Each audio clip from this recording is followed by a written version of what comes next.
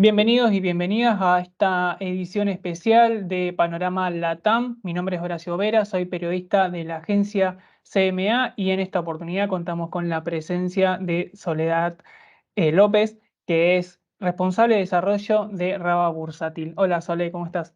Hola, ¿qué tal? ¿Cómo estás? Gracias por la invitación. Bueno, gracias a vos por aceptar la entrevista y bueno, me gustaría arrancar con este fenómeno que se estuvo viendo en las últimas semanas en las empresas argentinas que operan en el Merval, esta venta de dividendos que, bueno, tuvo mucha participación en, por ejemplo, Loma Negra, Cablevisión. Me gustaría que nos des el panorama que manejan ahí desde Raba. Mira, la verdad es que sí, llamó la atención. En realidad tiene que ver un poco con el cierre de balance. Todas las empresas están cerrando balance y están presentándolos. Viste que trimestralmente, algunas, semestralmente otras, tienen que hacer la presentación de balances. Entonces empiezan a hacer las asambleas. Esto tiene que ver entonces que la asamblea deciden pagar dividendos. Tiene que ver con que muchas empresas están presentando ganancias.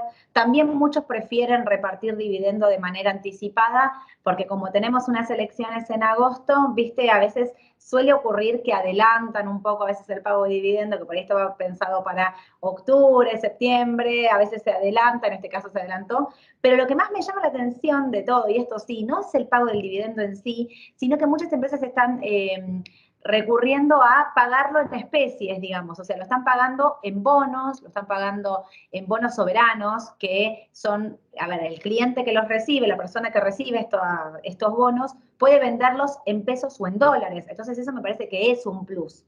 Entendiendo que estos bonos que cotizan en ambas monedas, los podés vender en dólares únicamente si cumplís con las normativas que hacen que puedas comprar dólar MEP. Pero también me parece que es atractivo para aquel inversor que se los quiere quedar estos dividendos. ¿Por qué digo esto? Porque estos bonos están cotizando en un mínimo histórico. Y esto quiere decir entonces que si te pagaron con un bono, que está bien, es de rendimiento altísimo, 50-60% de TIR en dólares, y esto tiene que ver con el riesgo del activo. Pero bueno, quizás esperás para venderlo, porque al estar en un mínimo histórico, quizás aprovechás y te lo quedás. Me parece que son buenas herramientas. Telecom también, te sumo, pagó con bonos, así que lo hizo Yaluar, perdón, lo hizo Texar, lo hizo Ternium, Aluar pagó en pesos, pero bueno, me parece que son todas buenas herramientas y son un incentivo a los clientes también para comprar estos papeles. Ujú. ¿No tendrá algún tipo de relación los rumores de devaluación que se estuvo manejando a principio de este año? Tal vez no era alguna forma de evitar riesgo de que pierda poder adquisitivo el peso, por ejemplo. Sí, por eso te decía que se adelantan a las PASO, porque las PASO, cuando vos mirás el calendario o mirás los meses, no sé, si mirás el dólar futuro, vas a ver que en agosto hay un quiebre de estas cotizaciones y a partir de agosto el dólar implícito, el riesgo de devaluación es muy alto. Entonces, claro, como pagan en pesos, prefieren pagarlo ahora y no perder valor. Otra cosa, por ejemplo, que pasó, mira, Arcor quiso adelantar el pago de su obligación negociable, y esto es porque accede al dólar oficial. Entonces digo, antes de pagarlo más adelante, quizás con un dólar oficial más caro, intentan adelantar el pago. Sí, claramente, está todo relacionado, sobre todo con lo electoral, digo, las pasos van a ser claves. Ujú. Y en este contexto que estamos de publicación de balances, ¿qué panorama ustedes manejan de manera anticipada sobre el desempeño de las empresas argentinas en el primer trimestre del año? Mira, los balances están viniendo bien, en líneas generales están viniendo bien. Quizás se notó alguna caída. A ver, si bien vino bien con respecto al trimestre anterior, Loma presenta un balance que cuando lo analizás más en profundidad tiene el número muy acotado, digamos, y ahí me parece que tiene que ver también con la suba de tasa, la recesión que hay en el país, digamos, la actividad económica que se resintió un poco, Loma lo está sufriendo. Por otro lado, ves balances como el de Transportadora Gas del Sur, que es muy por debajo del año pasado, pero con respecto al trimestre anterior ganó, y eso es muy bueno. Molinos vino floja, pero después tenés los balances que son los generales, los de las primeras líneas, que están viniendo bien, Aluar vino bien, se espera con mucho con mucha, digamos, inquietud el balance de YPF, que el último balance fue uno de los mejores 5 balances de la historia de YPF. Este balance va a estar llegando entre jueves y viernes, se espera que sea bueno. Y en líneas generales se esperan que, sobre todo, las transportadoras, que vino bien gas del sur, falta del norte, sean buenos balances, somos optimistas con los balances que van a estar llegando. Ujú. Para culminar con estas preguntas sobre las empresas, por ejemplo, quiero recordar que Pampa Energía anunció el rescate de las obligaciones negociables de 2023.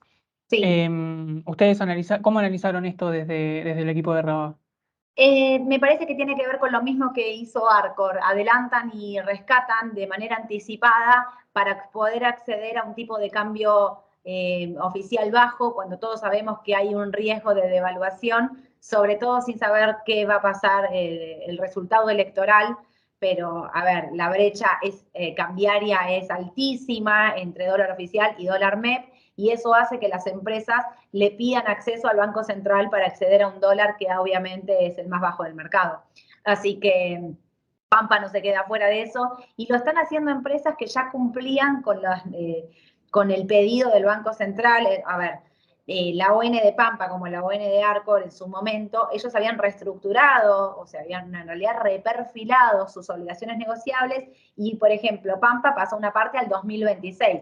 La parte que le queda en 2023 pide pagarla anticipada. Por eso, como son montos chicos, en realidad se espera que el Banco Central les dé acceso a este tipo de cambio. Bien, pasando al escenario político, se acercan las elecciones y me gustaría preguntarte si crees que el mercado ya está descontando algún escenario de ganadores después del 10 de diciembre, perdón, después de octubre. Sí, yo creo que no, creo que el mercado está a la espera. Por primera vez me parece que no se está anticipando.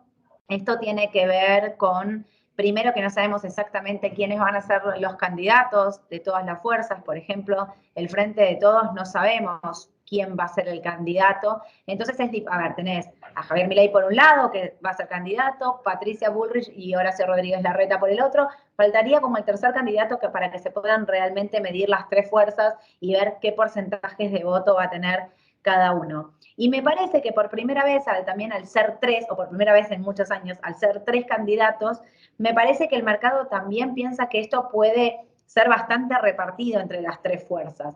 Entonces, no se está anticipando como ocurrió en otros momentos, de decir, bueno, el mercado apuesta ganador por un candidato. Digo, en la elección 2019, el mercado, que había llegado a tener un máximo de 1.800 puntos el Merval en dólares, que había corregido cuando empieza la crisis en el 2018 y llega el Fondo Monetario Internacional, sobre el final ahí de la previa a la PASO, el mercado subía y apostaba por Mauricio Macri ganador en las elecciones. Cuando esto no ocurre, llega la gran baja del 2019 del 50% en dólares. No vemos ese escenario. En este momento tenemos el Merval en 700, casi 700 puntos. Estuvimos en un mínimo de casi 300. Digo, no está ni en mínimos y está muy lejos de los máximos. Si te tengo que decir, está más cerca de los mínimos que de los máximos, esto sí. Pero no hay una apuesta de decir, apuesto a que va a ganar este u otro candidato y entonces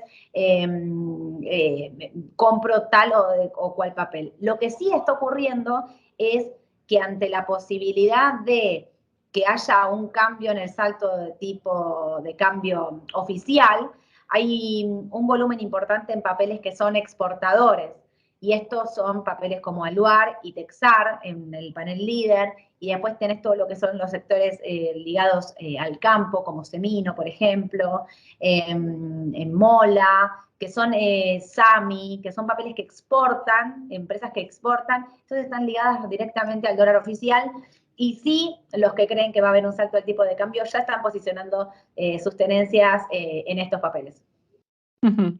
Para finalizar, Sole, bueno, tuvimos un 2022 donde el Merval fue una estrella, tuvo ganancias muy por encima de la inflación y me gustaría consultarte qué se puede esperar para este año y también en relación a las medidas del último año de gobierno de Alberto Fernández, ya que se bajó de la candidatura, un panorama sobre el dólar soja, sobre cómo va a entregar las reservas el 10 de diciembre y estas conversaciones que están teniendo con el FMI, donde podría haber tal vez reformas en las metas.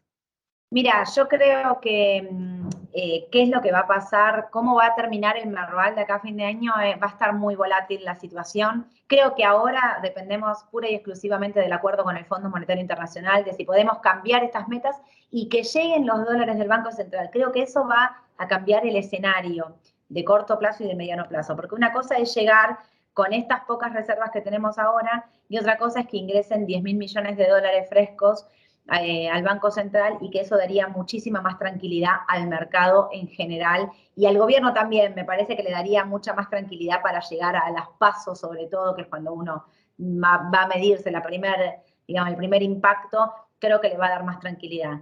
Con respecto al dólar soja y al dólar agro, ¿por qué hablo de los dólares del Fondo Monetario? Porque Sergio Massa había puesto un número, para mi entender, muy optimista, que eran 9.000 millones de dólares, y esto está difícil de alcanzar. Lo vemos en la liquidación diaria, hubo las semanas donde el dólar subía fuertemente, el campo no liquidaba, y esto hace que las reservas del Banco Central no logren engrosarse en este número que él tenía pensado. Quizás quien te dice, cuando se destrabe lo del Fondo Monetario Internacional, el campo empiece a liquidar nuevamente, ¿no? Porque está muy pendiente de si van a devaluar o no van a devaluar.